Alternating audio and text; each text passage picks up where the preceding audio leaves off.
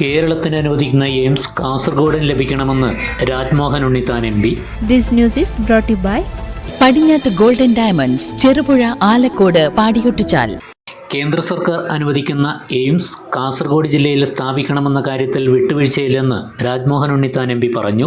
ഒരു ജില്ലാ ഭരണകൂടത്തിൻ്റെ കയ്യിൽ ഏറ്റവും കൂടുതൽ ഭൂമിയുള്ളത് കാസർഗോഡാണെന്നും ചികിത്സാ സൗകര്യങ്ങളുടെ കാര്യത്തിൽ ഏറ്റവും പിന്നോക്കം നിൽക്കുന്ന ജില്ലയാണ് കാസർഗോഡെന്നും അതുകൊണ്ട് തന്നെ ഈ ജില്ലയെ ഇതിനായി പരിഗണിക്കണമെന്നും MP ആവശ്യപ്പെട്ടു. കേരളത്തിന്റെ ലിസ്റ്റ് കൊടുക്കുമ്പോൾ കാസർഗോഡ് അതിനകത്ത് ഉണ്ടായിരിക്കും. അതിന് യാതൊരു തർക്കവും ആർക്കും വേണ്ട. ആരോഗ്യ മേഖലയിൽ ഏറ്റവും പിന്നോക്കാവസ്ഥ ഉള്ള ഒരു ജില്ലയാണ് കാസർഗോഡ്.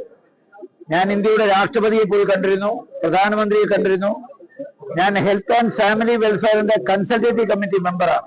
ആരോഗ്യമന്ത്രി നഡ്ഡയാണ് അതിന്റെ അധ്യക്ഷൻ. ആ യോഗത്തിൽ നിരവധി പ്രാവശ്യം ഞാൻ ഈ കാര്യം ആവശ്യപ്പെട്ടിട്ടുണ്ട്.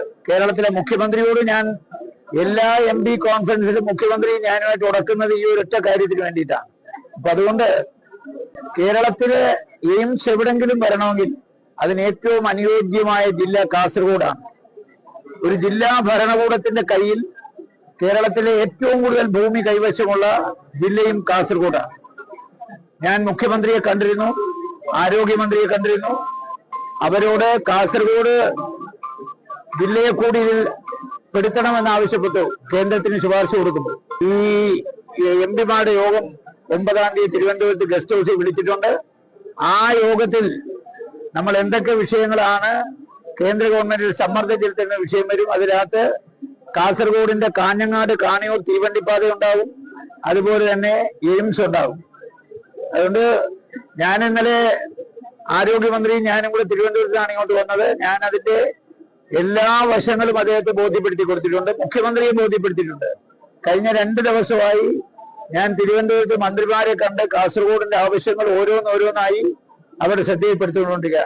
കാര്യം കഴിഞ്ഞ ഗവൺമെന്റ് ആയിട്ട് പോലും നമ്മൾ സമ്മർദ്ദം ചെലുത്തിയിട്ടുണ്ട്. പിന്നെ ഇപ്പൊ എല്ലാവരും തമ്മിൽ മത്സരത്തിന്റെ കാര്യമാണ്. കുറെ പേര് വരുന്നു എന്ന് പറയും, കുറെ പേര് വരുന്നില്ലെന്ന് പറയും. അത് 2 ചേരി. കേന്ദ്ര ആരോഗ്യമന്ത്രിയെയും കേരള മുഖ്യമന്ത്രിയെയും സംസ്ഥാന ആരോഗ്യമന്ത്രിയെയും ഇക്കാര്യം ബോധ്യപ്പെടുത്തിയിട്ടുണ്ടെന്നും രാജ്മോഹൻ ഉണ്ണിത്താൻ MP പറഞ്ഞു.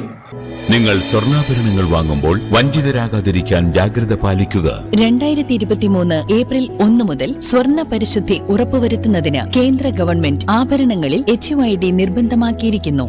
100% ആഭരണങ്ങളും HUID മുദ്ര ചെയ്ത മലയോര മേഖലയിലെ ഒരേയൊരു jewellery Padinjath golden diamonds, Cherupuzha, Alakode, Padiyottuchal. Wholesale division, Thrissur.